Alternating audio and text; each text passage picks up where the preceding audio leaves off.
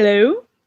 The question is, it says we're live, but then I always wonder if we actually are. Let's see. Is it? I mean, it says we're live, so I'm guessing we are. Okay. Hello, welcome. I'm Zoe. You probably know who I am. We're just starting our session now. Sorry, we're a little bit late. Just say hello, give a little wave. Hello. This is Sarah. Let me turn it around to get it right angle for you. So what do you think? Like, that's good. That? And it's not, it looks backwards, but it won't be, I hope. Everybody happy? We can yeah. Start. Let me know in the comments if you can hear us and see us. But yeah, go ahead. Okay. Thank you. So thanks, Zoe. She very kindly invited me. We met at Oxford Internet Institute and AOIR and various other things. And I was impressed by her energy and getting LSE Digital Ethnography and Collective together. So I thought I'd like to participate. And as usual, I'm probably by far the oldest person in the room, but we won't worry about that. So I'm Sarah Quinton, obviously. I'm the Reader in Digital Society down at Oxford Brookes. And I'm also chair of the Research Ethics Committee for the whole university. So I see every single PhD application, every single piece of staff research and funded research that involves people. And that, I've been doing that for the last 5 years in conjunction with my interest in research, which is looking at how digitalisation is changing society, both in terms of consumers, in terms of people, who we might class not as necessarily as consumers, but how people interact with technologies, how small businesses interact with technologies, and how maybe even local governments might interact with us and technology. So that's really what I do. And I'm also particularly interested in how digital has changed how we might think about how we research and what we research, particularly within the realms of qualitative and mixed methods research. So Zoe's asked me to come along, give a bit of chat to you. Feel free to ask questions. We've got a couple of scenarios which we're going to go through. All this material's available, so feel free, you can use it however you like. And we'll just kind of meander through, okay? And there's a lot of reading suggestions and ideas for further information at the end of the slides. Okay, so that's really the plan. We're going to look a little bit at the sort of landscape of digital ethnography, and I'm going to look at particularly ethics. We're going to do a couple of scenarios and get you thinking about what might be some of the challenges that we all face as digital researchers. And then lots of Q&A, and I'm very happy to try and answer. And it's one of the things, we're in an emerging landscape. There are very few absolutes in the type of research that most of us are doing. Yeah? There are a few absolutes about trying to not cause harm to people. Yeah? But other than that, it is an emerging landscape, and we have to remember that. And for those of you who've recently finished your PhD, the battles that we have, the tensions that we have in how we research, but also how we write it up, how we create that compelling and rigorous argument for our examiners, and how we go on to justify what we do in publication subsequently, is really important. We have to learn and think about creating defensible arguments for why and what we've done. And we are at the forefront of what is going on. Okay? So there aren't huge bodies of research to actually pull on. And increasingly, it's interdisciplinary as well. So it's really important to think about that you can take good practice from other subject streams and apply them to what you're doing. And certainly I do that. So there's a lot of good work in anthropology that I might apply to my work within, say, more of a business framework. Yeah. So just thinking about research in relation to digital ethnography, very broadly, when we're thinking about our own projects, and whether it's a PhD project or it's a research piece that's been funded, or even an individual piece of research without external funding, we have to start thinking about our research in relation to the digital ecosystem in which we're existing. So thinking about where will the research have an impact is actually thinking about, is it going to have an impact at maybe policy level? Is it going to have an impact beyond the piece that you are writing at the time, whether that's a thesis or a single journal article?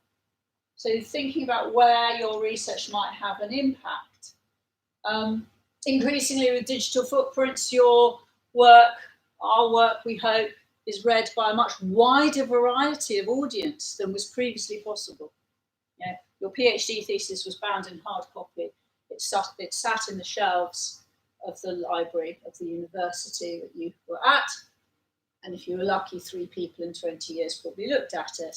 It's a very different game now. They're digital artifacts. They're read by people all over the world.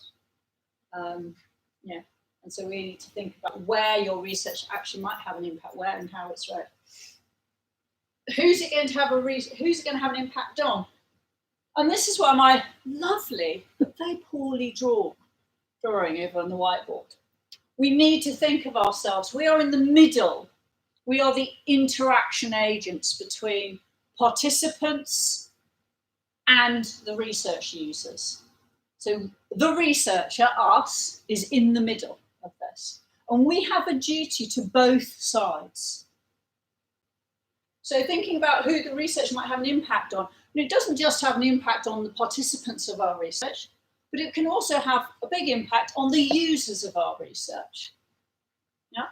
And that's whether or not, in fact, it's within the digital world. But I think it's something worth thinking about. What's the purpose of our research? Is it to challenge convention? Is it to develop scholarship?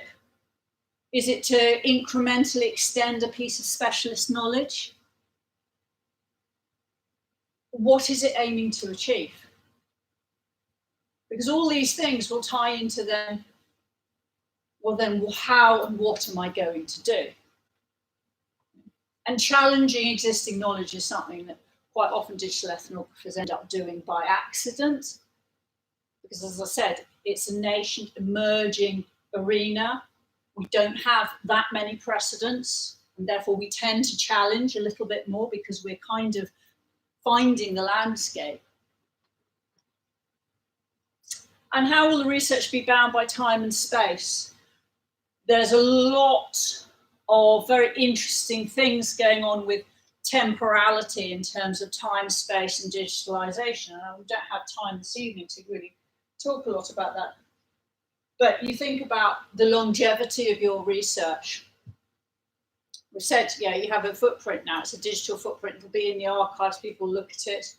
But at the same time, the value of it might be compressed because things are moving on in the digital ecosystem. So at one point, your research is going to last forever, but the value of your research might actually be quite short-lived. And that's something that's changed, that kind of stretch of time and compression of time. Implementation considerations, thinking about theories, models, and frameworks are relevant. Are offline theories, models applicable to an online environment? Sometimes yes, sometimes no. One has to think about that before one starts using them, because you can come really unstuck if you're using a technology acceptance model which really wasn't talking about social media, which was never intended to be applied to social media, for example. I'm not saying it can't be, but you have to be really much more critical in thinking about it. What methods can be used now to access information? We've got a plethora of ways of getting hold of data now. And that's really helpful to us, but with it comes complexities, ethical challenges.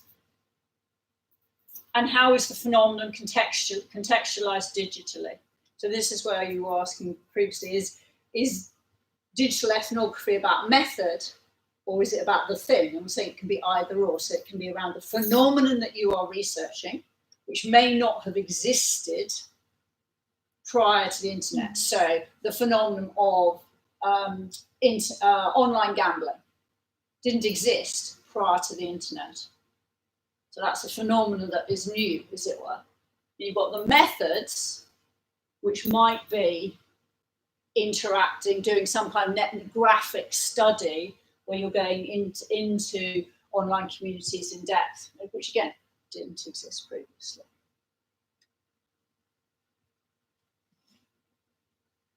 Now, qualitative digital research can and does get criticised. This is nothing new to you, I'm sure. And we have to think about how we defend what we do and how we create robust research. And I'm not going to talk about reproducibility networks here. I'm not going to talk about things like replication, because that's actually probably not what we're about at all. But it's what you might be criticised by, okay? So one has to think about what is robust research.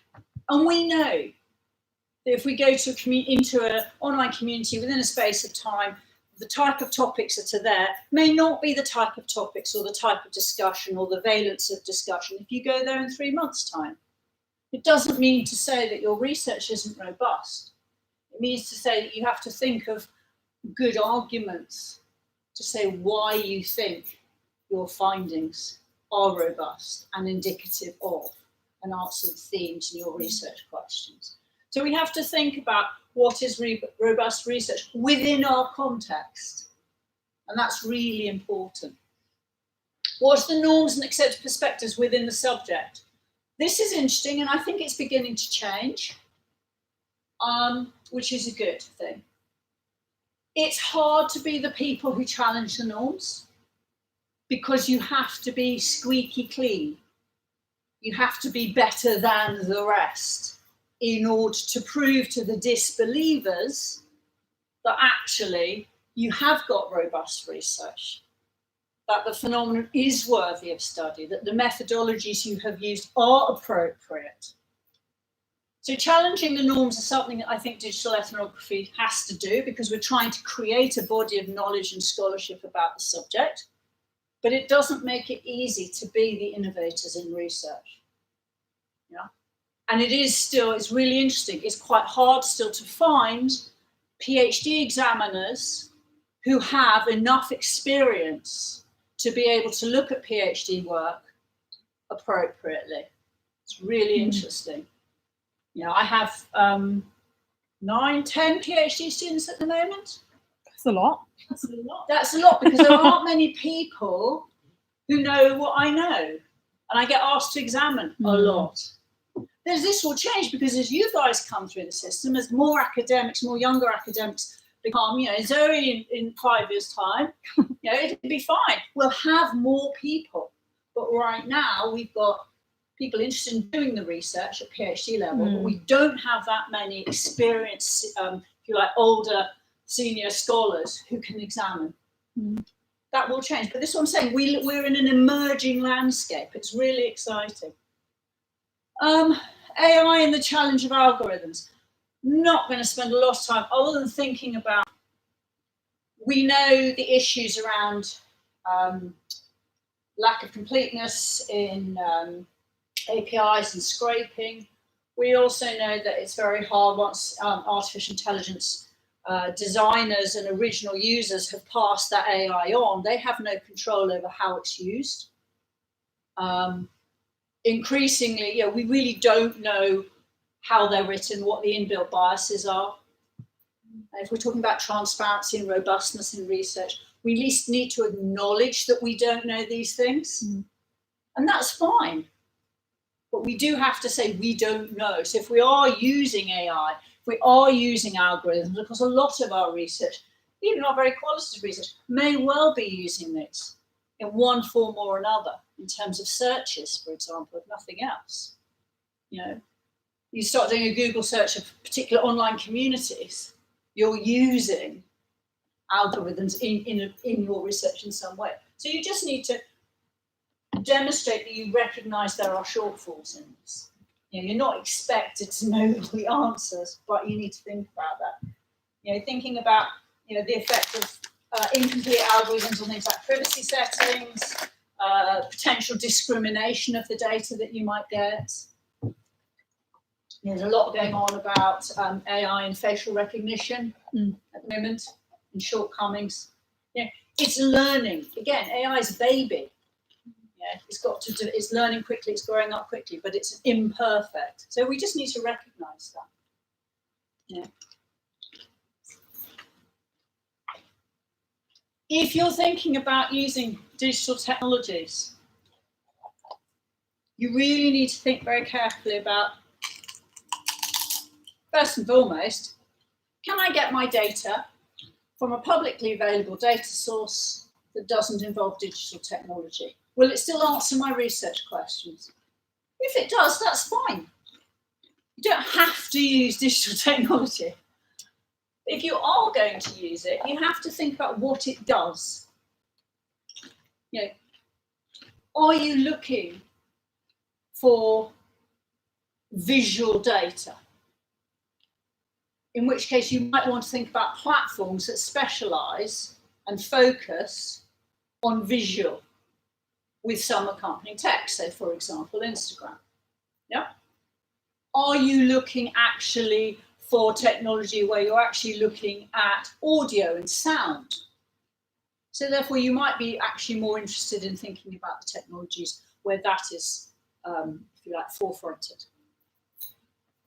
How has this technology previously been used? Here we can actually learn from other subjects, other ways of doing research, because again, we might be taking a technology that's been traditionally used, for example, in urban planning and geography, say visualization work, and we might be applying it to the digital humanities or the digital social sciences or digital business environments. And that's absolutely fine. So how has it been used previously, and could it be relevant to how I might want to use it? So look across the literature, look across other studies.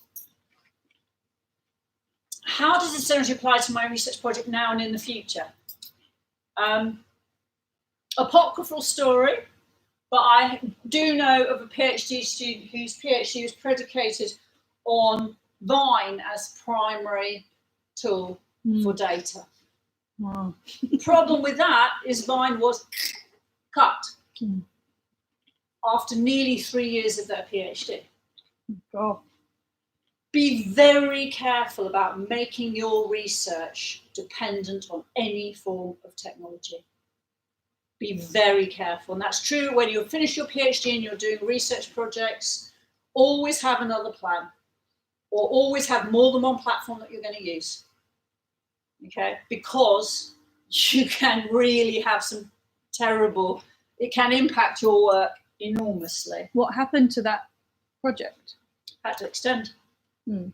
Could they use, they'd collected data already? They had already collected a lot of data, so what they did go back and try, and because they had done it with permission of the people posting on Vine, they then went and interviewed those people, and they actually slightly turned the research questions into issues around technology legacy, etc., and relationships and what happens. So they did turn it around, but they had to extend by 18 months. And they couldn't,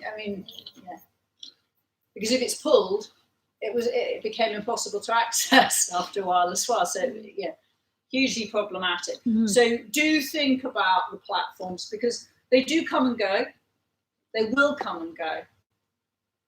But presumably because platforms will come and go, presumably this person had some theoretical point or something else that was there in the research that made the project worthwhile, even if the platform didn't exist anymore. Yes, but they couldn't use any of the video data that they had collected through Vine. Why couldn't they? In what sense they couldn't use it? Because it became inaccessible. Or because the links were not... Yeah, the links died. Because when they cut it, they left it, I think it was like 2 months, and they cut the whole thing, so there was no support. You couldn't view it. And if you can't view the video, that's interesting. Like if the person was describing the video and they had already done that, analysing video material and you can't see it. Does that, because that's possible in any project that You don't control. But something like that, where their main collection was around one thing. So it's a very dangerous thing to think about.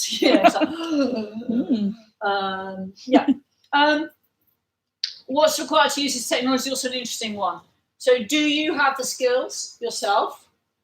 Do you have the time to learn the new skills? So I decided I wanted to use Node Excel to do some visualization of a paper.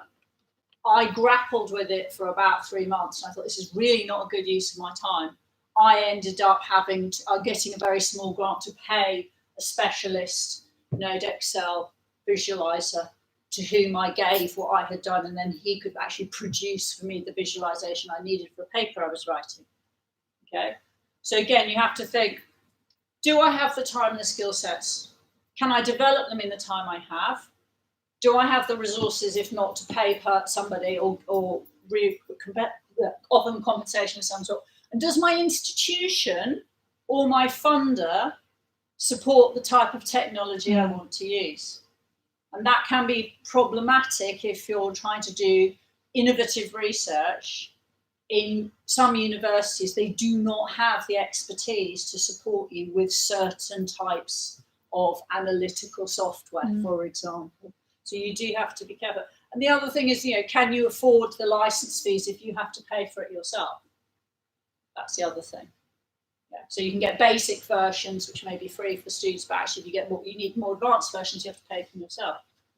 You have to think about, those are the practicalities of the research.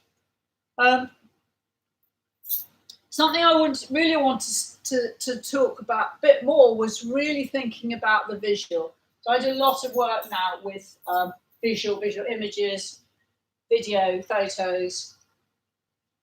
And as we know, what's now out there in digital, what's now on social media, there's far more visual material than textual material globally.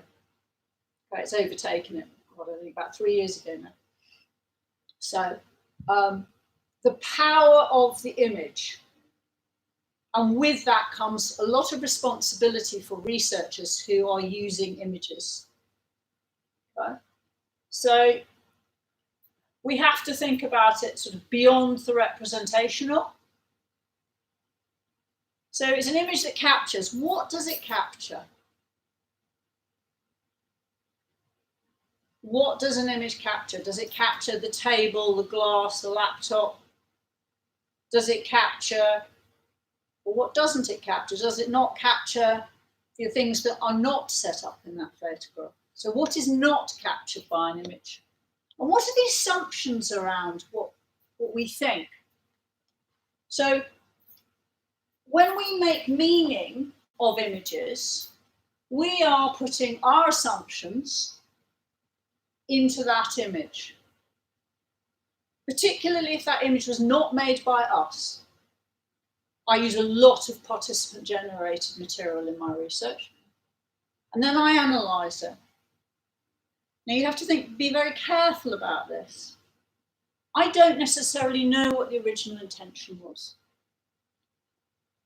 I'm adding on to, I am colouring that with my interpretation of that potentially. And you have to recognise that's not a bad thing or a good thing. It can be both, but you do actually have to recognise the assumptions. Okay, so when we're trying to make meaning of other people's images, other people's material, other people's Instagram, other people's Facebook, we have to be aware. Multimodal complexities. We've got so many different formats in our data. We've got, if you're using video diaries, if you're using images, if you're using textual material, if you're using interviews, multimodal complexities. How do you synthesize that all together to make something meaningful, and insightful and scholarly, rather than just descriptive? And thinking very much about participant or researcher-generated visual images. Visual images, is there enough at all? I find that when I ask people to participate, to provide, to create video diaries, to take pictures, I get far greater engagement in the project than if I do something like photo elicitation, where I give them photographs and ask them to talk about it. So this idea of amateur image creation, participant generated or user generated content, some people might say. Now, how does that change what we're looking at rather than research framed? Because what you might find happens is the emphasis or the tone might slightly shift. And as a researcher, you might have to go with that. And it might depart very slightly from your original plan, but it might give you a depth and a richness that you weren't expecting. Certainly in my work with older people and how they use how they share photos through social media, I was amazed at the kind of breadth of types of photos and videos that they were actually sharing. So they were contemporary photos of, could be them walking a dog, and they'd send it to their grandchild as the grandchild was going to school as a means of daily communication. But there are also historic photos which they had digitalized and they kept in their phones. And they kept in their phones because they were so precious to them, and they kept their phones with them all the time, rather like we all do. And they said, but it's close to me, it's always close to my heart. If ever I'm lonely or if ever I'm sad, I'm having a bad day, I can take my phone out and look at the pictures of my parents who used to live in Jamaica or whatever, and this was pre-war. So this idea of different types of images. Now, I would never have thought of that as myself as a researcher. So sometimes, user-generated, participant-generated visual images can be really insightful in ways that we hadn't thought of. This is just a picture of the inside of an Italian, in fact, of somebody from Turin's fridge. I've been working with a colleague who's just finishing doing a large project on perceptions of food and well-being for Italian consumers. And they were doing fridge diaries, visual fridge diaries. And then we were asking to talk about that and what they meant in terms of, well, of course, I always have a bottle of Prosecco in the fridge because, I wouldn't want to be able to welcome anybody who comes to my house for a drink. I need to have things ready for my son's lunch because I have to make him lunch for school every day, etc., etc. So it's a way they took it and then they can talk about it again. And that starts conversations as researchers you might never have thought about having. So, what I'm going to do, I think, is we're going to have a little look at some scenarios, and then I'm going to take you through some ethics ideas. Kindly enabled. So we've got a couple of scenarios here. And they're very short. Have a read. What I suggest is you might want to chat to your nearest neighbour about them and see what, if any, ethical challenges there might be in these two studies. Question is, do we have pens? Do you have pens in this digital age? Yeah. These are real studies. Real studies of people you know? They are real studies that I have come across. Oh. So one was a PhD and one is social science research group. You know what? I could be really clever. I'm going to do something really clever and post the text here so you can have a look at it as well.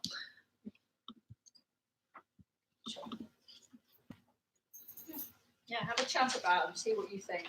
Yeah. If you were looking at these from an ethics point of view.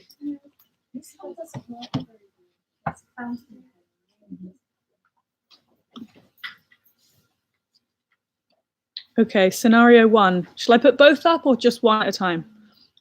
Let's do one at a time. Okay, scenario 1.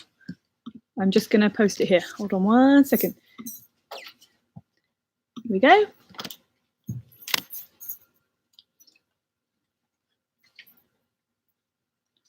Oh, it's too long. Hold on. I'm going to post it in 2 sentences.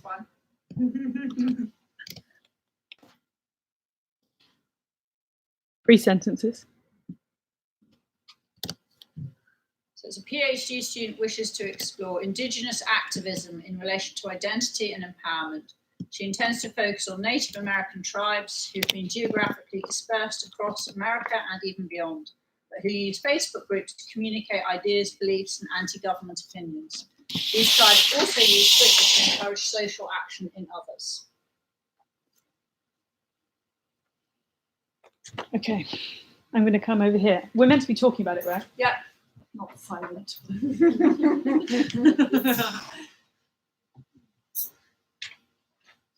Sorry. Okay.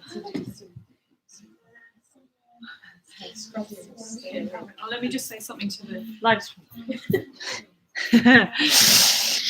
Hello. So you see the scenario here. Have a think about it yourselves and post your thoughts on the chat if you want to. Thank you very much.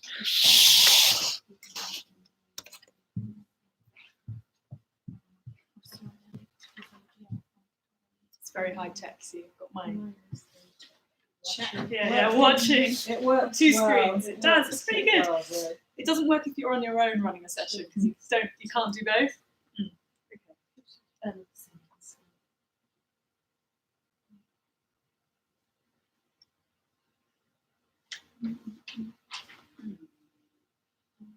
Okay. I was thinking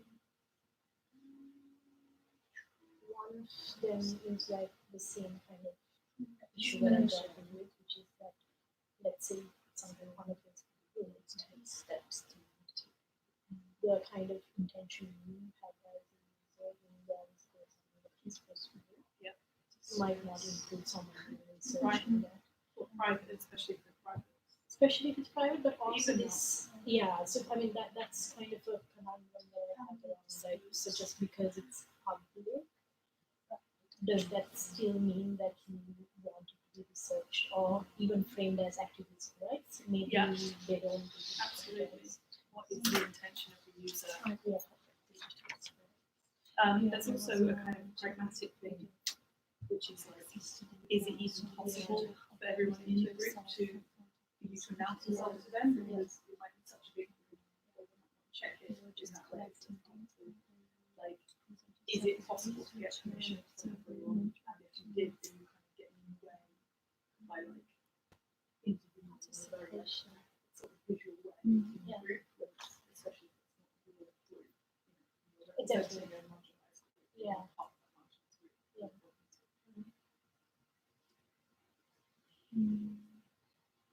I guess just regular issues of representation anyway.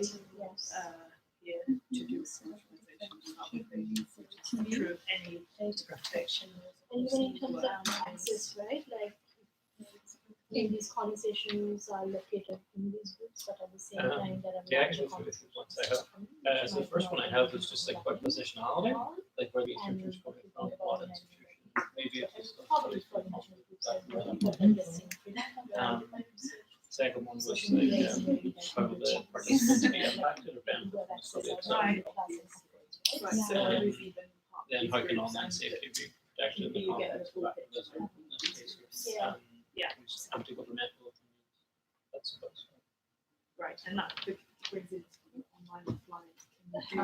They also run a safety practices, especially depending on when the accounts are public. Yeah, I think.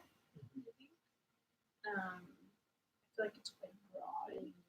It's nice to be able to write it on a worksheet. The concept of indigenous activism Yes, and nice. US and beyond is so broad. That's I good. feel so old in It's my like- classes where everyone takes it's not that specific. for a long time. Yeah. Compound actually group when there's many physically writing helps you think more potentially than exclusive typing for those does. who maybe don't have access Something to about the physicality of actually writing. For me, it's better than the physicality of typing, and it's not the same for everybody.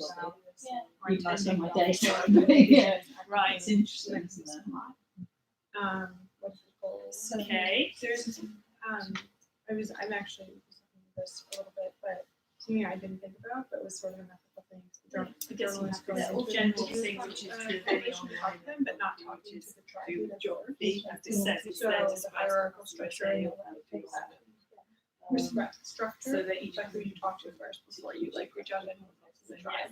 So if you want to like be able to with like if you're just accessing the social media similar to the platform, point of you might my not reach out to the person. what This structure, what So things like yes, which Yeah. is really something I I have a grapple with few- all the time in my research you have because already mentioned. YouTubers are existing on global platforms. And Yes, because I But think also from the really description, I'm not really sure if I understand what kind of groups these are, and on You know, Facebook or Twitter, like are these groups that are pre-existing and then the researchers parachuting against things, or are these groups that are going to be somehow And in terms of like maybe not created but linked or activated by the researcher, and then would that put different tribes that are usually not in terms that are usually not They could be. I mean, it's kind of this potentially conflictive situation.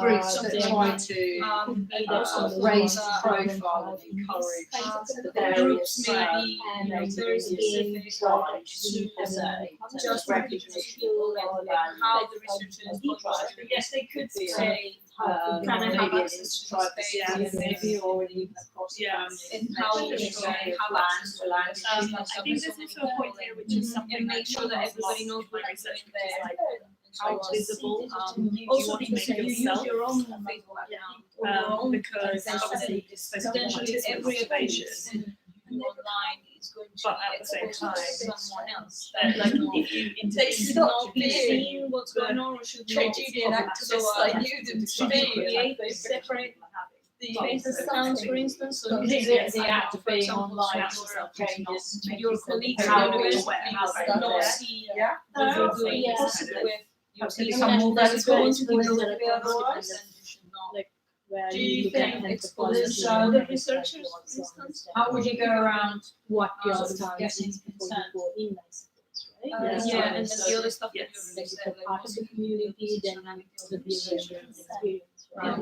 how Like, can the researcher prevent potential danger? politically be If they are talking in about each Facebook how- groups, Yeah. how do you like the closed groups. Okay. And they also use Twitter. No one's commenting on my- I guess people don't like to. So how might you get consent for this? How is this PhD student going to get consent? Thinking as well, I don't know if it's really like an ethical point, but the differentiation between like representation in digital space and physical space, and how you kind of maybe more from like a kind of behavioral perspective, how you would separate that out. Yeah, you can go for the moderator, so you put the Yes, but content yeah. on Twitter. How people behave Send online them versus like in a a right now, proposal especially when it comes project to and ask political them to beliefs or discuss whether or not they want to take part. activism. Give them a period of time But- to But in discuss it. general, I mean, And I don't think you should and ever let you do know this to to review read this this on the online.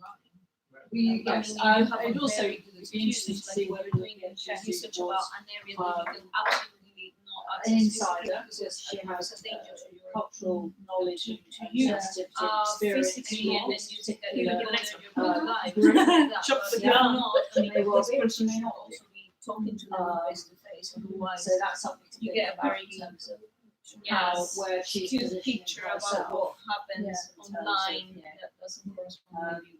and her awareness. Well, what about And if like you're what about studying things specifically like about a platform some of like the potential Facebook for or Twitter? downstream, Yeah, but- downstream yeah, but harms still, I of mean, it. It's a different kind of issue. I feel like this Still one's be easier talking to to read, people, but and it's otherwise you can So specifically get about what what you about they are the posting potential for that's disclosure already of so social many social issues issues now of and that you're reading people that who image have, that text in the be involved in civil disobedience around, say, the land I think- rights. I don't know, I tend to think maybe naively that you should always talk to So people. if that, Even though those are likely to be disclosed maybe either in the it's group, so what can you do to mitigate that? Right. In a Yeah, sense, if you want to do Right, research, then you there need might to be understand actual danger to like what about you know, Dangerous. What's Danger going on? to groups, so it's groups. closed. It's Closed. dangerous close now. But If the authorities make a request, PhD is not worth to like Facebook, Very unlikely to. They always talk, they always talk about that. so But yes. I mean, I guess to offer point to earlier too, like, you know, Yeah. ask themselves, like, if that person had set up their projects or not, they had it already. that's a They big should one to have- share. Right, Right, they wouldn't have in any terms of pictures this that point about voice, right, like, some people want voice, right, but is it automatic for you to give voice? on That Facebook project is in the actually first Groups, place. even though they've signed it with Question questions that for kind a of license, would be it's still theirs to license.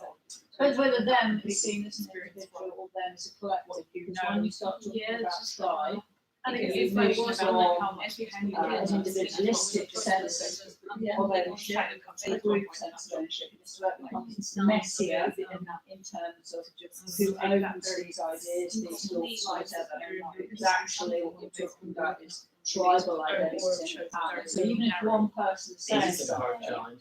the rest of that particular group, because it's a different way, it's a You different know, like the cultural outlet, differentiation between representation and thinks digital of it as space. belonging, and those words belong physical to the space, even group. if Now, that's not saying it can't be representation used, itself, for it's example, just like that moving and one needs to think like, about you kind of need to find these points. In so these people are constantly- arenas, there'll Yeah, be people who are the spokesperson or the elder, yeah, or the wise person. When I And did my it's PhD, through those people who you messy. might actually get I would collect consent data thinking, information oh, and this is a very good approvals example to of blah, use blah, blah. certain bits And then of I'll speak to information, people and say, like, irrespective now, of who actually and wrote give me a because completely it's a different different way of explanation. And I think like, in the end, the I thinking ended up is writing a something different that way of says like, thinking. I thought it was this, but then they told me that, and then that was not the case. So I think maybe Yes, that how would be would how they would help much to build a I mean, it's perfectly possible big to do this. theory I mean, you about do have to everything. think about issues around It's what the Um, data says.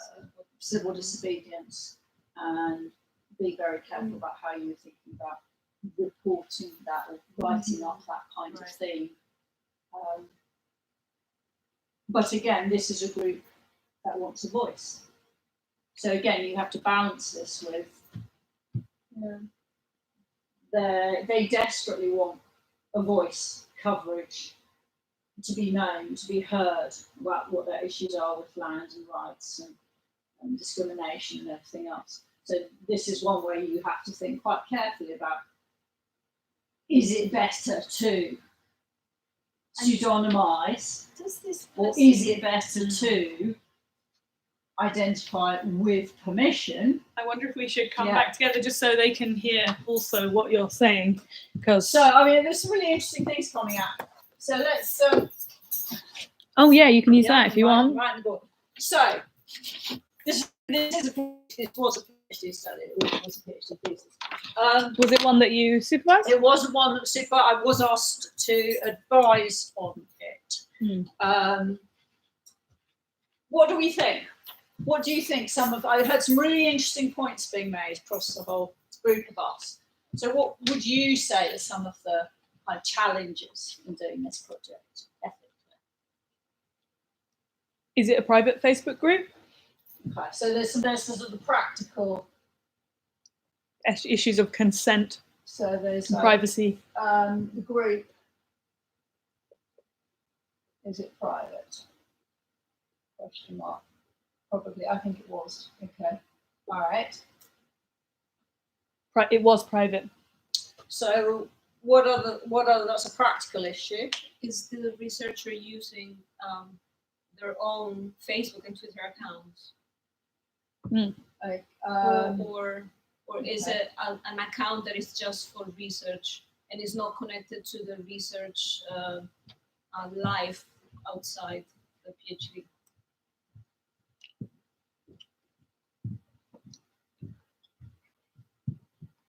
Okay, we'll come on to that, but that's a very good point. Okay, so research using own account or research account for interactions. Are they collecting and storing the data with, I guess, concern to securitization? Mm-hmm. Yeah.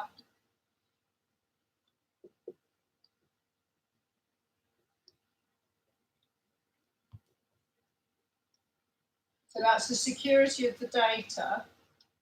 Why do you think that might be particularly relevant in this project? It's a very good point. Because it might expose sensitive information, like, yeah, given the fact that participants are activists. So here it becomes quite critical in terms of how you might separate the two options. Well, there's many options, but one is how you might separate your master data set from the pseudonyms you use.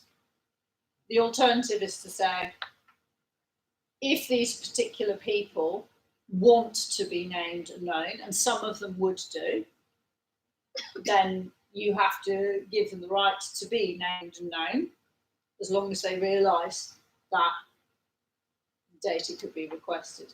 Not often that happens, but you have to give them that option. As I said, particularly with minority groups and interests, some of them really want their voices to be heard, particularly activists in minority groups where they feel they've been discriminated against over a long period of time, etc. So, but I think those are really good points. What else do we have to think about? Clarification on that really quick. So if you University or the funder or a bigger body, to be honest, it's incredibly rare when a PhD study or even an academic like myself would ever get asked to release data. It doesn't happen very often at all, but theoretically, it can be requested.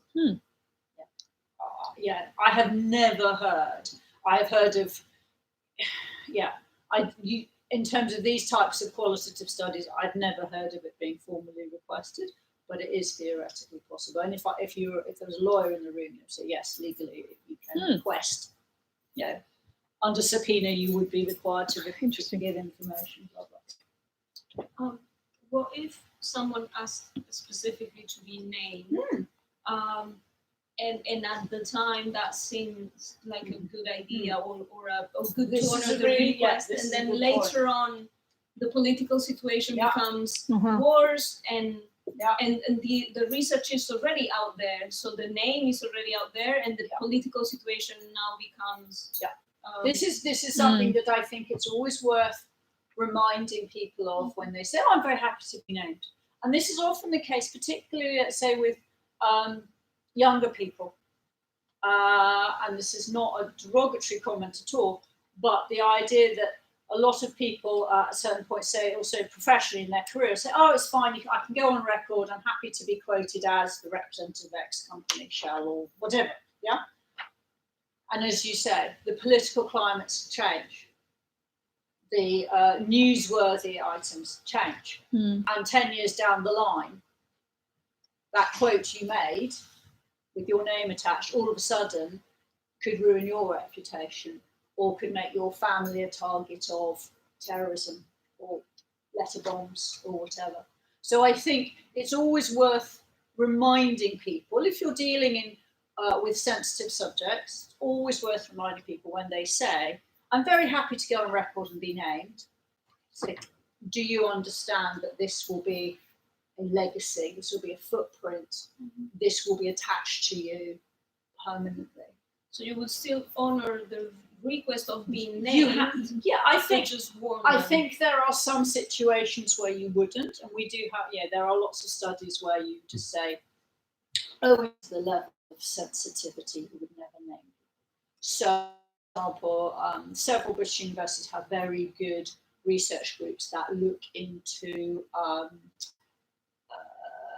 terrorism groups, terrorism activities, and their sources, academic sources, they never name the people who participate in research. And there's not even offered. And actually, it becomes an issue for the university as well, because the university has a obligation to look after its researchers and blah, blah, blah. So, so there's certain situations where you wouldn't name. But it's something that people often don't think about, really, about, yeah.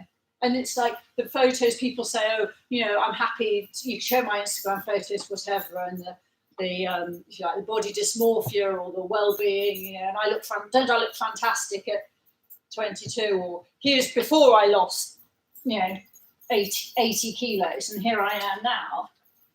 That's fine.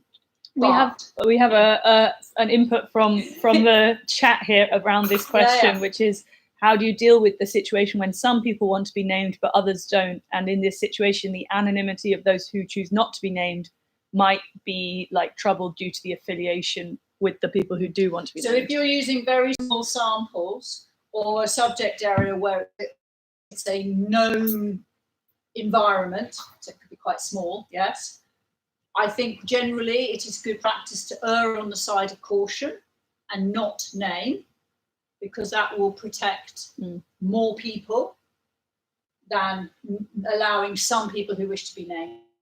Yes. So you also have to, it's not just about the individual's rights, but it's also about our responsibility as researchers to the group of participants. So I think if there's any doubt, one should err on the side of safety for the group. And that way, yeah, it would be better practice. The researcher. Yeah, we were talking about issues to do with representation and all the usual stuff that isn't necessarily digital, but particularly in this case. Yeah. So are they an insider? You know, is she a member of one of these tribes? Does she have a cultural connection? So does she have more authenticity within that ecosystem that she's researching? Because I think that can be quite important, because she's likely to be more sensitively, more tuned to what might some of the issues be. Some of the issues around, particularly with the tribes, is it also will be things like images, but not just images of people, also very importantly for many cultures, anything to do with images of artifacts. So it could be headdresses, it could be feathers, it could be costume, it could be materials made from deer hide, it could be, you know, the importance attached to artifacts, the importance attached to images of people, the importance attached to the spirits that might surround the images of people. We have to take ourselves out of our maybe slightly westernized assumptions about certain things, about what might be difficult. We were also talking about issues of that are always troubling when you're in online spaces in terms of the visibility of the researcher. So like, does everyone know that you're there? Obviously they should know you're there. You can't just ask for permission from the one person who leads the group in a context like this. But then you have to like keep reminding people that you're there, because otherwise you're invisible, and that's very problematic ethically. So then the disclosure facts. So, you know, you would probably go through the moderator. The moderator may or may not be an important tribes person, a key person in those groups, connecting them. You would not just put it up once, you'd have to put up a notification regularly, or start most conversations by saying, this is a continuation of my doctoral research. You know, I am looking at, you know, to remind people of those conversations. And I think you probably also have to ask direct permission if you were going to use any quotes from a person beyond them saying, yeah, it's fine if you're in the group. You'd have to say, can I actually use this? So if you then go back and you think there's any quotations that you actually want to use, you've got the option there to ask for specific permission to have a direct quote, or you can, let's say, create a statement that is near to their quote but isn't a quote if it's highly sensitive. And this is where you could also start thinking about making up a creation of, say, several statements together. So you could be several interactions from your participants which you choose to put together as one piece of information. And you might then also choose to change some of the word order, because unless you're doing something like precise content analysis, you probably don't care what the word order is or the exact word. So you might choose to replace certain words with synonyms so that you can't backtrace any social media content by putting it into Google, Right. for example. Is that true for private, like for Facebook? I think Facebook is Googleable. I think to err on the side of caution, if you were dealing with a sensitive topic, I think it would be certainly something worth considering. It's definitely a problem I have with YouTube comments. Yeah. Probably true of Instagram as well. They're searchable, so you can't really quote something directly unless you. But you can get the main emphasis of what somebody's saying by using possibly slightly different words and mean the same things. But that's what we're saying, synonyms or changing word order. Just means then it's not searchable. Yeah. And again, it's showing that you're taking care to protect the confidentiality of the person that you promised. Yeah. Because it's all very well taking off somebody's name or pixelating their face. To be perfectly honest, if you quoted there, it can be found. So one has to just think about these things. I mean, in many contexts, it may not be sensitive, and you may have their permission, and that's fine. But if you are dealing with certain topics, it would be better to. Sorry, you had a. Yeah, that's why I mentioned the profile thing, because if I'm friends with other researchers on Facebook, and then I use my own account to do my research, then the other researchers can see the conversations that I have with these people or the interactions. So even if I offer them to be anonymous, there's no point, because all the researchers can see what I'm doing and what conversations I'm having. So I'm breaking the. Exactly. Yeah. You're great. Yeah. So again, you have to think about being part of an online research group like that isn't necessarily being fair or appropriate to your participants. And that's, I think, something again one should share. So other things about this is thinking about the anybody downstream who might be affected. So people who are inadvertently, say, named or identified through, being in the background of an image, or through somebody saying, "Oh, but I went to this event and I saw this person and he got arrested because da, da, da, da." So downstream, people they can be affected. We talked a bit about cultural value. Civil disobedience comes with, particularly with things like facial recognition, and again, we know that it's particularly minorities.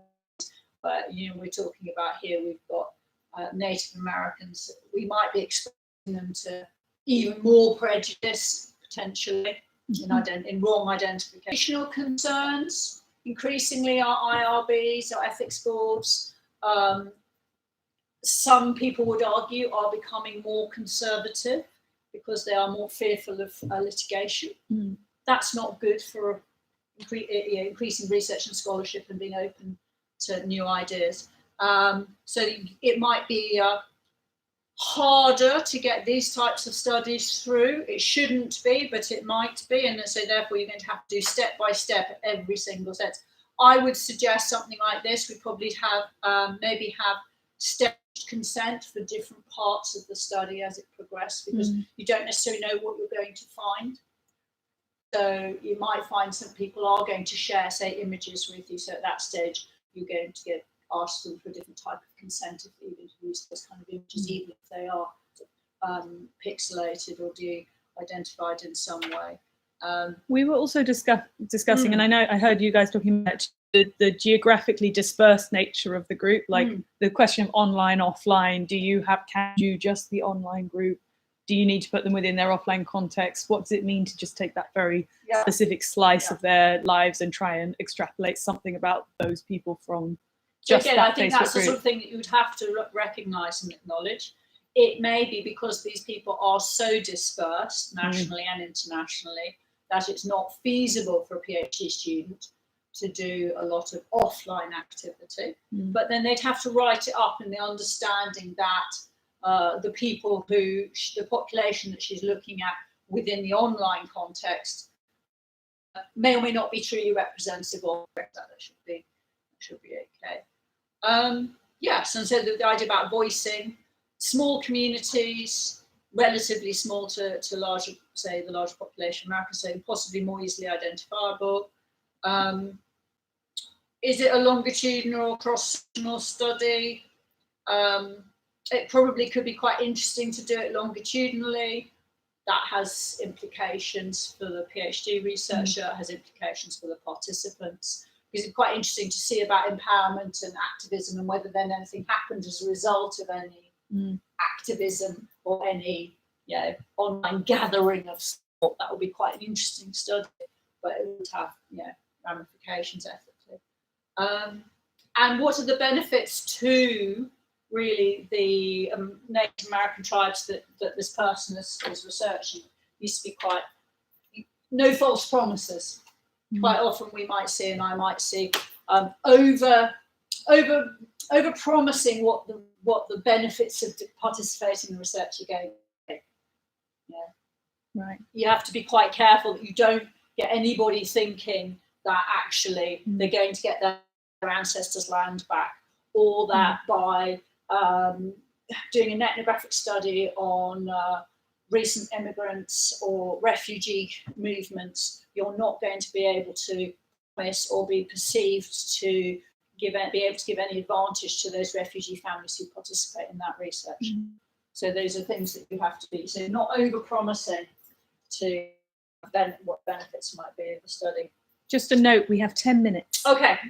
Oh my goodness. Right, I think okay. you have another question, comment over here. Yeah, sorry. I was wondering because here in enunciation it says tribes in plural, so I'm not sure if this is a study about several tribes that are also dispersed. Or, I don't know, but I was thinking in music, for example, which is my area, where doing research that is kind of practice as research or something like that, or research that then has an output that is maybe a website or something that people can access and so on, and potentially putting together different groups should not be together, or making claims about this tribe that owns a particular tradition, and then other tribes might think, well, that's not true because we also have this tradition and so on. So I was thinking here, because I don't know from the text, this is several tribes. So in Native American Indians, you've got multiple tribes, so it's the Apaches, the Sioux, whatever, and some of them historically lived peacefully and harmoniously next to each other, and some of them were very fractious and fought a lot. So you're right in thinking that those enmities, those relationships aren't necessarily gone, and that one would have to be quite careful, and that the different tribes may feel quite differently. So again, bringing them all together and making them as one lump. It's like when I always say people talk about European research participants, or they talk about Asian research participants, so they're homogeneous. And then it's like, so it's a good point to make in terms of the tribes. You have to be quite careful with that. So, okay, so I'm going to whiz now through some thoughts about ethics that are particularly specific, which you might then be able to relate to both scenario 1 and 2. So your faculty and your university will always have its own research ethics policies. Now, they're informed by both national and European and international regulations and good practice, okay? And every university is slightly different in terms of the processes that it goes through, but largely the principles remain the same, and they're underpinned by human dignity, human rights, etc. Another very good source for you in terms of practical ethics is researchers who've been there, people who've done similar studies. It's very rare you'll find anybody who's done exactly the same thing, but it's interesting for me to talk to gerontologists about things about how long I should have workshops with old people for. Now my workshops are about digital stuff, and they're also physical workshops. But it's good for me to talk to gerontologists about what's a good length of time, how many breaks should I have for people who are 85. Fair enough, yeah. So you can learn from researchers who've been there, And most people will be happy to share stuff. They're not giving away trade secrets. You just have to ask them. Well-being of participants trumps everything else. Doesn't matter how brilliant your research is. Doesn't matter how insightful or how much amazing contribution you're going to make. Your participants have to come first. Okay? Because without that, we are all participants, and without our due care for our fellow human beings, we're completely stuffed. The role of and potential conflict of researchers needs to be explicit. And this is where sometimes where we might have a role as a professional in an organisation, but who's also a researcher, or we might have a role because we're particularly interested in the humanitarian cause or an animal conservation charity or our past history. And sometimes it can be conflicting, what we feel personally and what we're researching. And we need to be quite clear about any potential conflict. We need to recognise it in ourselves and possibly even make it explicit to other people. Okay? Because otherwise it will come back to haunt us and bite us later on. And the representation of findings for research users should be fair, transparent, and trustworthy. And there's an increasing emphasis on this, in that we shouldn't just be using people to get information out of them for research. We should be giving something back. And something back could be a 5-page summary of your thesis. It could be a workshop for a tribe you've worked with. It could be a music event for your musicians. It could be,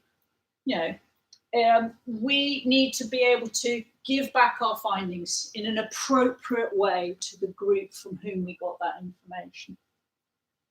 And we need to think about things like the politics and power. The platform power of Apple, of Google, what that means, we need to recognise that in our research. Facebook increasingly narrowing and rethinking about its API, and how that's impacting research. Because unless you're one of the 5 universities in the world that works with Facebook, you're not going to get a lot. And that this makes me think of a question that comes up all the time, which is like the difference between the terms of service of the platforms and what is ethical research are not the same thing. And how do we deal with that? Do we have to follow the terms of service of platforms? It's a constant tension.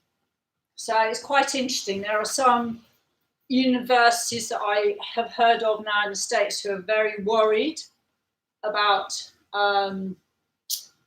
using data which might contravene. When I was in Brisbane before Christmas, I was talking to some Australian university academics, and they had been told that they were no longer going to be allowed to scrape social media data because their universities, 2 of them, were very worried about legal issues on that. And that's the first time I've heard that they were not going to be allowed to conduct research. The university wouldn't support their research doing that. However, as we know, many good papers get published, a lot of data is collected, and there is this tension. There isn't really an answer to it. Those platforms were never set up for research, and they never really thought that researchers would find that data interesting. We do. It's fantastic. It's amazing. They do control how much of it we get. We don't get completeness in even the bits of data that we do get.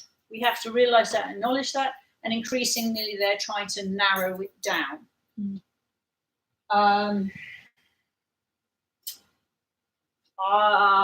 Whether that becomes in the next 10, 15 years a complete kind of drying up of material, I don't know, because I think then other things will morph and create. I think we'll still have data to look at and use. But then people are starting to talk about data sets, aggregated data sets, pre-existing data sets, so secondary social media data sets that are in repositories and stuff. And again, there's ethical issues with that. Where did it come from? How complete is it? How's it been messed about with? What are we portraying about the original participants, etc.? All those questions. Things to think about in terms of sensitivity of context and sensitivity of vulnerability of participants, some of which we touched on in the example, was what constitutes public and private on social media is very grey. What was the expectation of the person who put it there? What was the expectation of the person in that group reading it?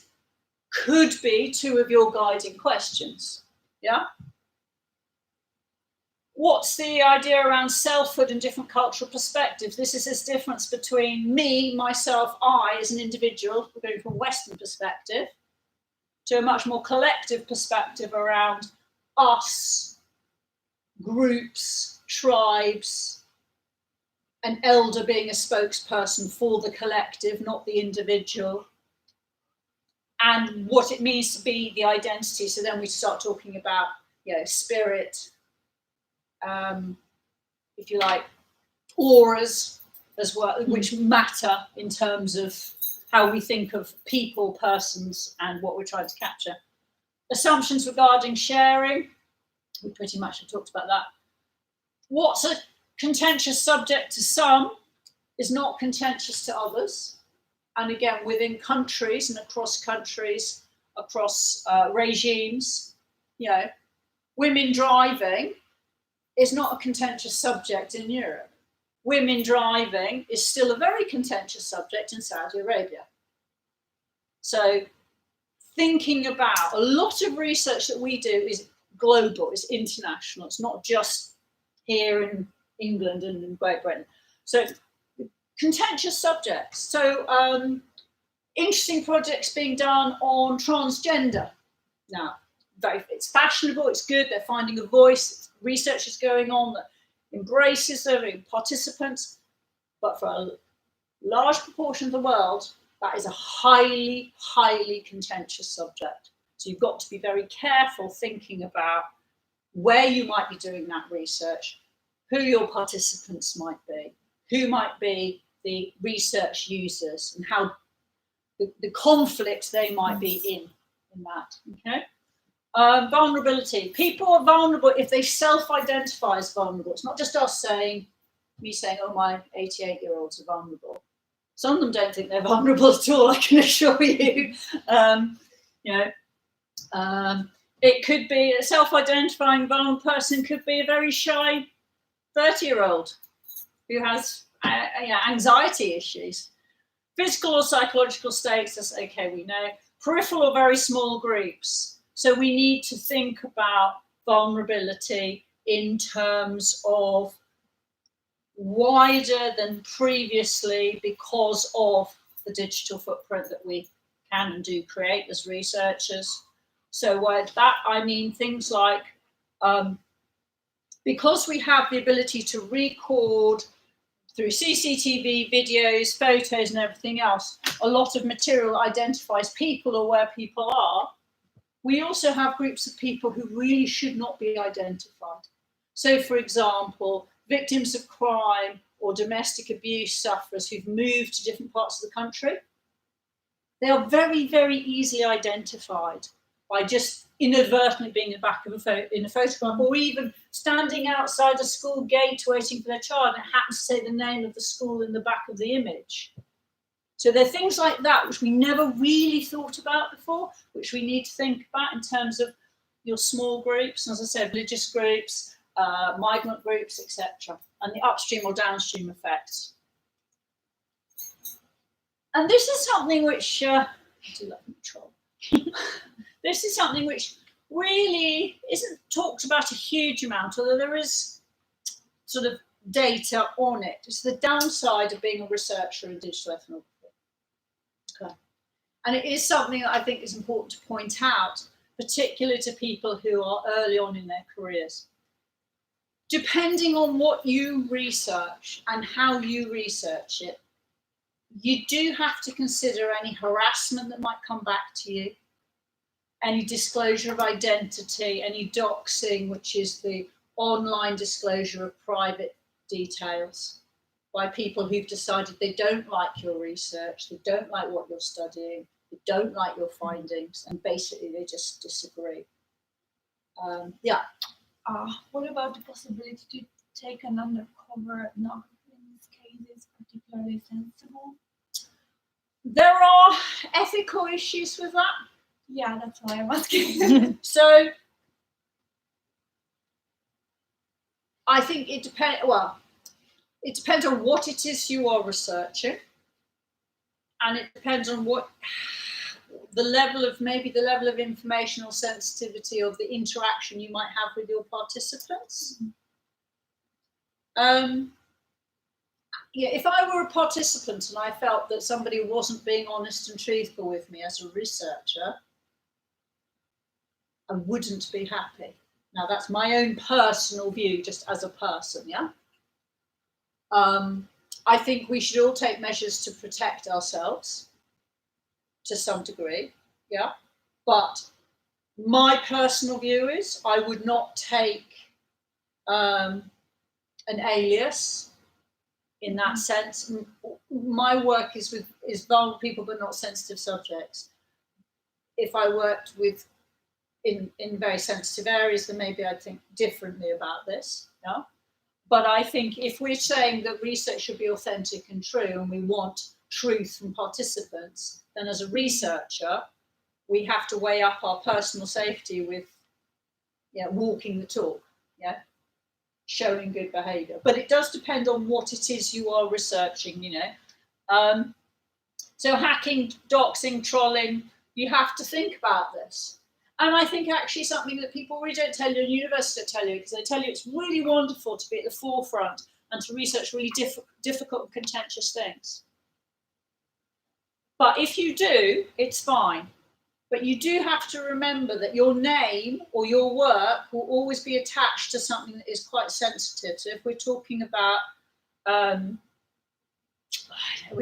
terrorism, we're talking about some of the dark web and the Tor activities. We're talking about becoming well known for your research in pornography or whatever. There's lots of good things about all of that, but you will be known for that, and that carries with it certain career potential, but career risks. Bearing in mind what I said about universities are getting very worried about contentious issues. And if you are at the forefront of your research, researching highly sensitive stuff, it could prevent you from getting, well, let's say, an easier postdoc. Yes? Does that make sense? It's just the reality. So I think you just need to, it shouldn't stop you, but you have to think about that. And just to, as a point there, our next talk, which is in a month's time, we'll post about it soon, is going to be Julia Ebner, who works at the Oxford Internet Institute, and she does research on far-right and extremist groups. So if you're interested in that topic, might be interesting to come and hear about that. To contextualize, there was a research about the diffusion of non-consensual images and videos. So that's quite.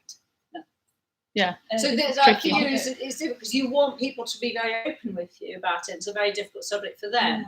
But then if you're lying to them about who you are and what you are,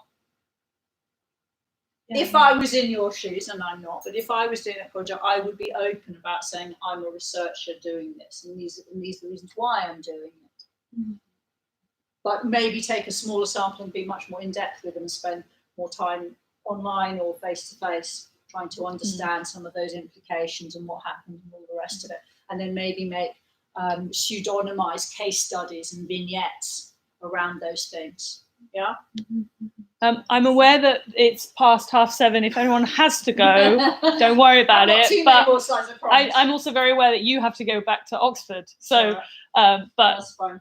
But I'm happy to stay for longer if everyone else is. So things about de-identification of data, which I think most of us talked about really, but how is the image identifiable? It's always a good one. Tattoos identify people. Piercings identify people. It's not just face. Your voice identifies you. So people like Zoe, myself, our voices have been recorded for various events and work or whatever. So they don't even have to see a picture of me. You can just put a recording of me and it will come up. So again, think about that in terms of your own research. It may not matter, or it may not matter. Third-party identification, who's in the background sort of thing. Text accompanying social media images we've talked about, comments made, hashtags, handle names. Now this is becoming quite interesting. Non-human characters, so avatars. Avatars have value to the people who create them and use them and interact with them. They have to be treated with care. Just because they may not be human doesn't mean to say it doesn't matter in terms of research. The same thing is beginning to be said and talked about in research in terms of bots, robots, and the, if you like, computer-human interaction tools that we are increasingly using.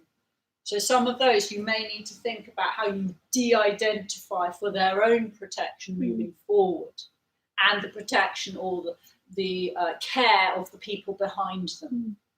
So just because this happens to be an avatar, that image was created by somebody, it has meaning to somebody and is important. So you can't just use it because it's not human.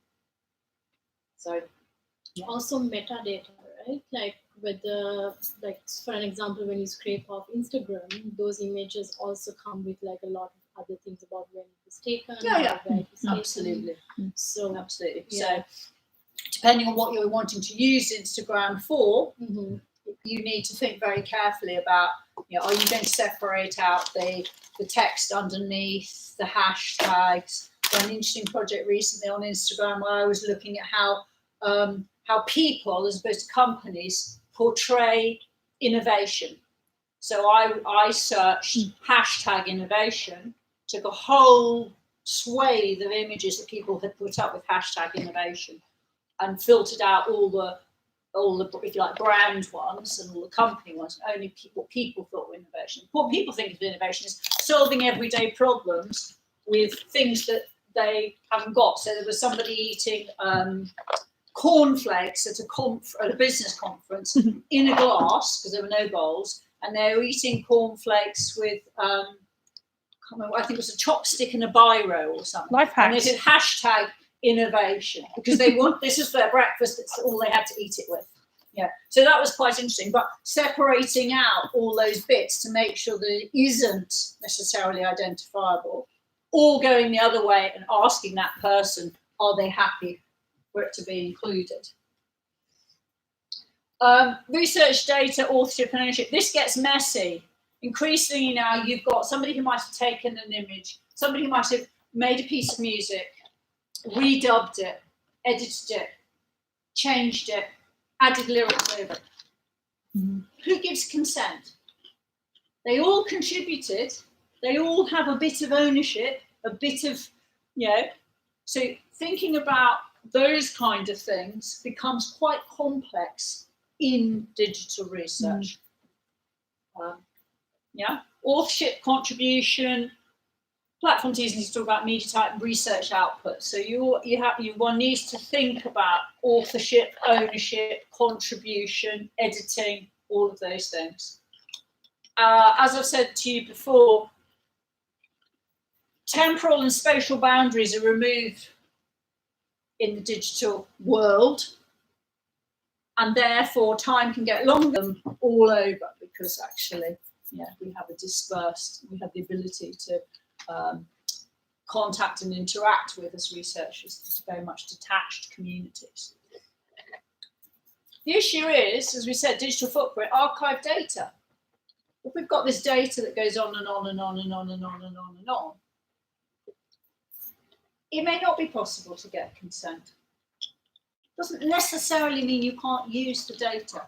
You just need to think about it very carefully. Okay. Timing of consent. So we're talking about staged consent. So quite a lot of the work I started doing is involves consent at different stages of the process of research. So if you don't know what you're going to find at the end, it's very hard to ask somebody for consent to research when neither you nor the participant knows what the output's going to be. So it might be a better idea to ask them to participate, say, in being involved in an online forum, and you're going to collect data from that. And then the next stage, participate in consenting for the use of some of their images.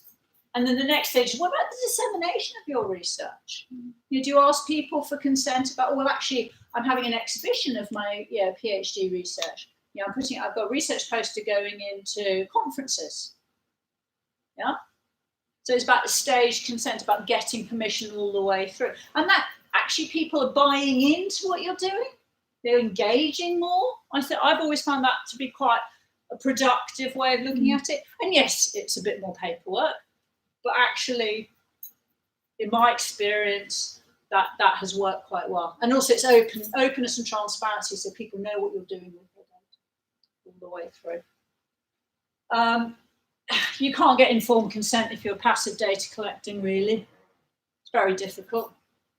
Quantities of it. It might be one or two examples that you wish to illustrate in something, and therefore you go back to those particular groups or those particular individuals to ask. But largely, passive data collection, to be brutally honest, you're not going to be collecting. It's not feasible. So when you read the textbooks that say you must get informed consent, it's not practical. And again, it's about creating your argument about why it's not practical, but what other things you've done to show consideration to your participants. Yeah. So questions for determining informed consent desirability. It's about using your judgment, about the context, the sensitivity, the vulnerability of the people. So we've got low to high down here as a kind of like a spectrum. So how sensitive is your research topic? If it's low, and if your vulnerability of your people or community is low, and you've got low level of interaction with the researcher. So I published a study which scraped data from LinkedIn looking at the wine industry's use of LinkedIn as a forum for discussion for new business ideas. Right? Sensitivity research topic, low. Vulnerability of people, international wine business people in wine industry, low. Level of interaction, low. Data, it was posted on public LinkedIn, low. Potential risks, harm to participants, low. Images, not involved. Yeah. So they didn't have informed consent. If we wanted them to go back and use specific quotes, they contacted each of them, showed them what we were doing. They said yes. Then when the paper was published, they all got copies of the paper as well. Yeah. Some of them thought it was fantastic, very exciting. Yeah, goodness knows why. So you look at the context, go down, ask yourself these questions, and then think, where should I be on this spectrum? Okay. The final thing I really want to talk about is data governance and data management. It's increasingly important. What we promise about our participants, about our data that they give us. We say, we'll be treated confidentially. How much of it is knocking around on our laptop or interviews that are still on our iPhone? Because yes, we have uploaded them to the cloud somewhere, but just as in case, we've also got them on our phone. All of us do stuff like this. I'm not pointing any fingers here, but what we promise to our participants about how we treat their data and the reality as researchers of what we actually do, we do need to think about. We also have to think very carefully who may access the data.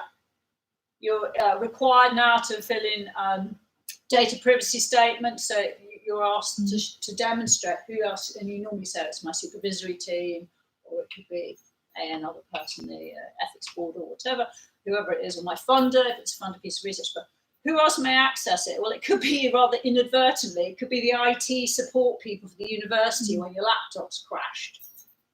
Okay, it's probably not going to harm anything, but, You're not technically meant to leave anything on Google Drive, are you? Because it's owned, it's based in Ireland. Yeah. So different universities have different jurisdictions, rules and regulations about it. So, for example, our university currently uses Google Drive as an institutional storage space. Okay, and that's the deal they have with Google. Other universities don't. Yeah. So it's really interesting. I keep things in the cloud, but I also keep things on an external hard drive, which I keep in my locked office at home. Yeah, because I don't I'm digital researcher, I don't trust the cloud, tell me that. Yeah. But yeah, internal institutional policies. So as a PhD student, you'll have rules that you're supposed to adhere to for your university. But if you've got external requirements, if you're doing a piece of funded research, as a postdoc, early career researcher, you might be working on a big research project, you will find that the funder has very specific requirements about how you keep data, okay, because they have to comply with things like the ESRC or the EU, etc. The use of open access or repositories, e.g. Radar. Again, sometimes we say, our PhD, some universities, your PhD thesis will end up in an open access repository or the library. That's fine, but you have to tell your participants this. Okay, and quite often it's forgotten about. Yeah. So if you are going to use open access, then you have to make sure your participants know that that's where it's going to end up. Or you can say it's not going to end up there, but quite a lot of universities have policies, particularly on PhD theses about it. Data deletion, institution or funder requirements, but does it happen? So it could be a 5-year, after 5 years of finishing a PhD, it could be a 10 years. How many people delete data completely? You think, oh, I just keep it, I might use it for something else. I mean,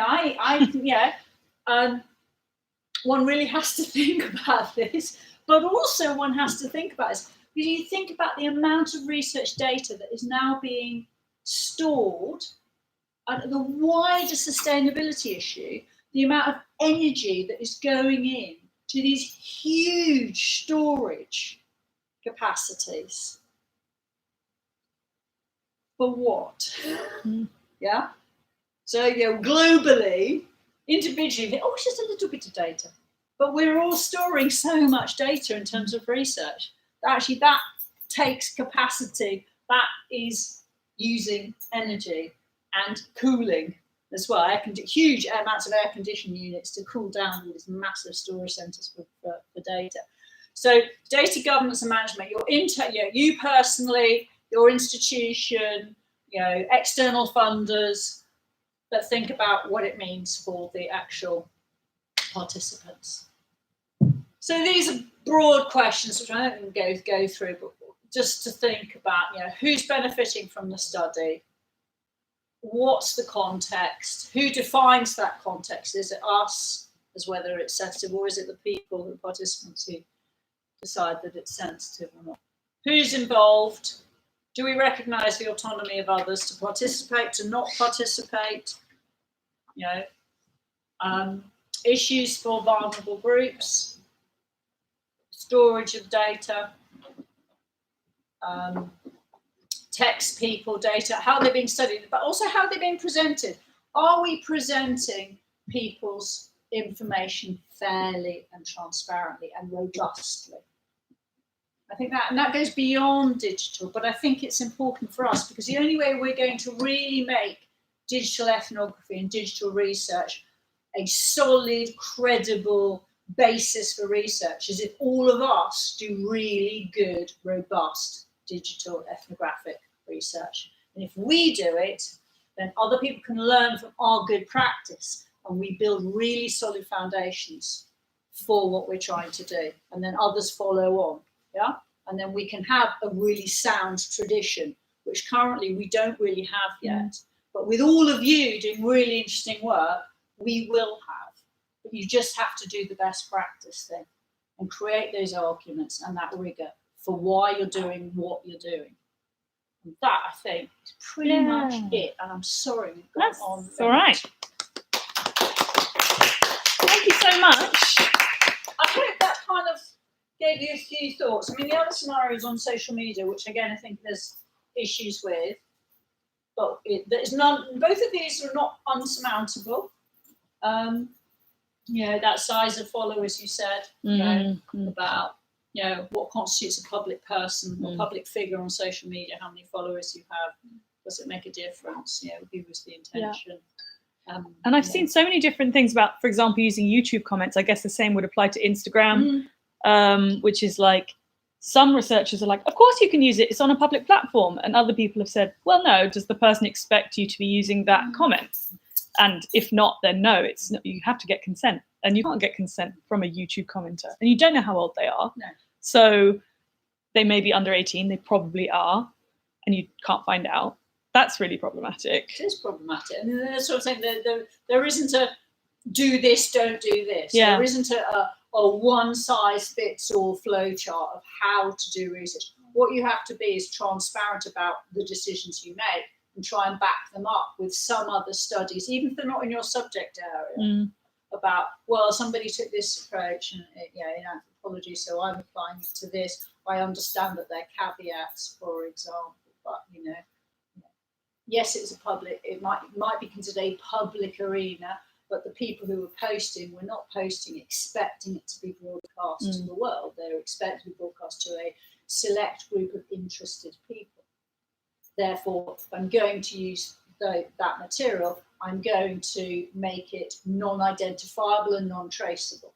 So the themes will be covered from the YouTube conversations, but the actual verbatim would not be included. Yeah. And I think you could create, for example, quite a good argument around that, and it would hold water.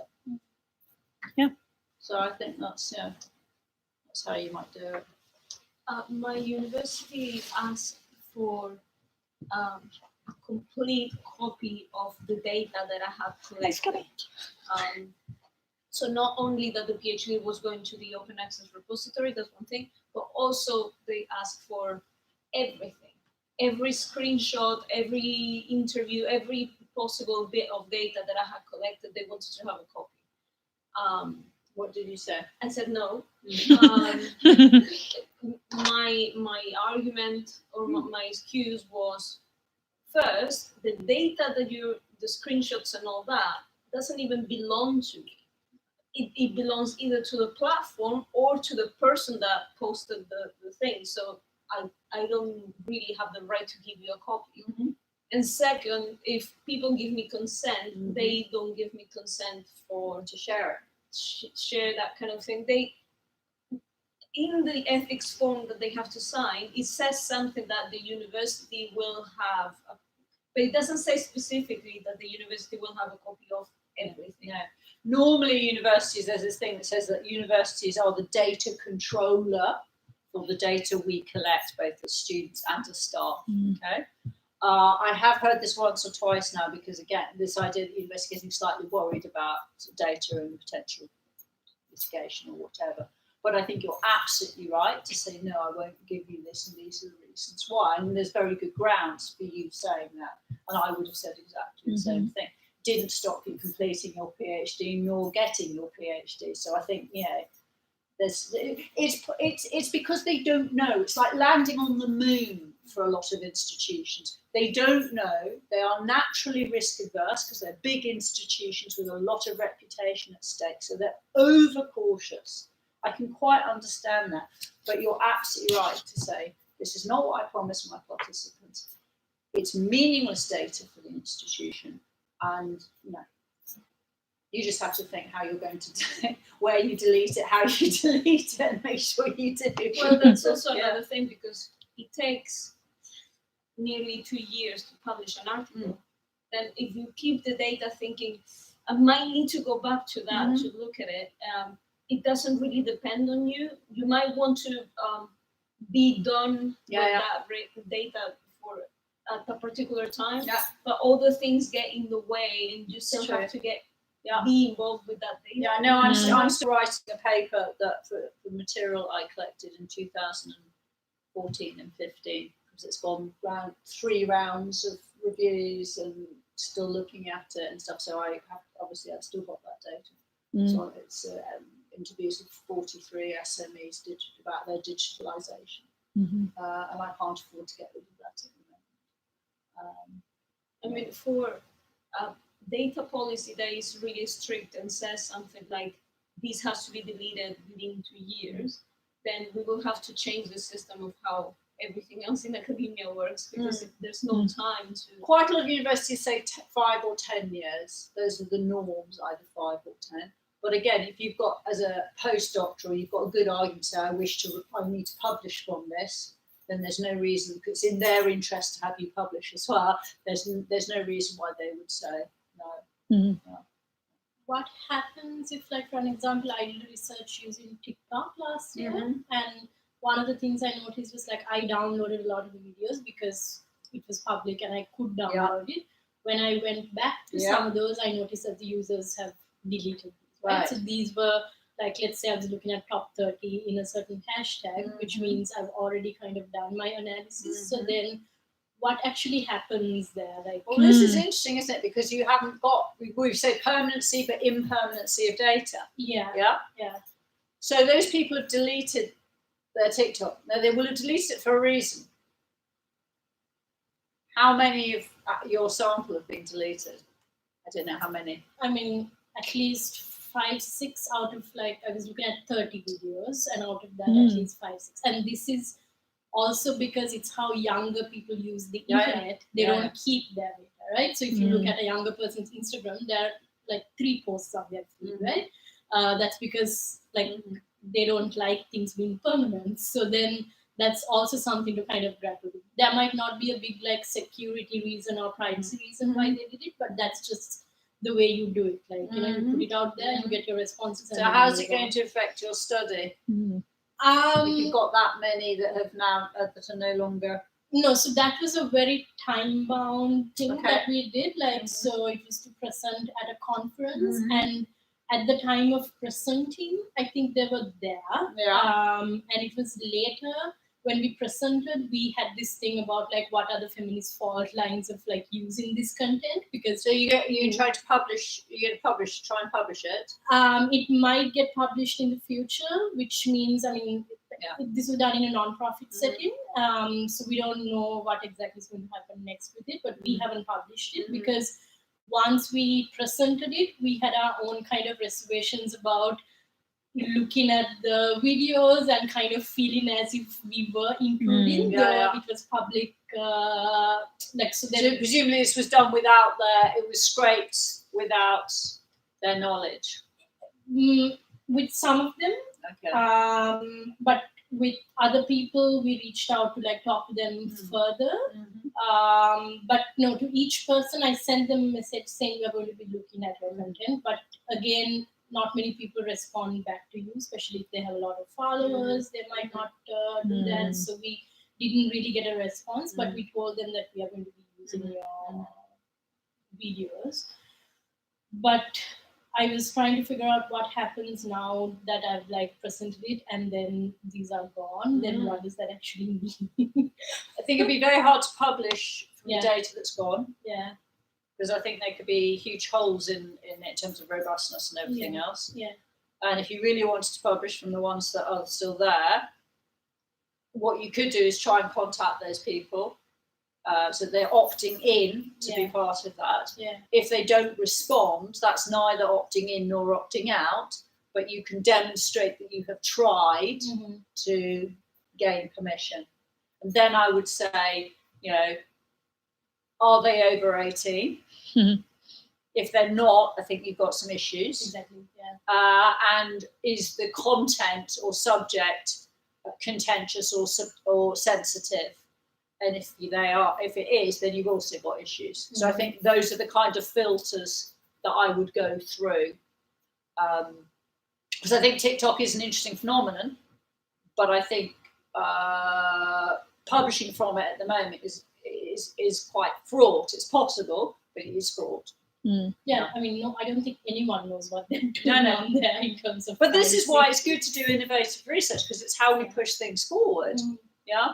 But you just have to be transparent about, well, you know, I've tried to ascertain age, I've looked at the sensitivity of the content, I've tried to get consent, blah, blah, blah, you know, and go through it in those ways. And then think about where you might publish, because there's different, if you're going to publish in a methodological and a methods journal rather than a subject journal, sometimes that is helpful because that helps to push something forward.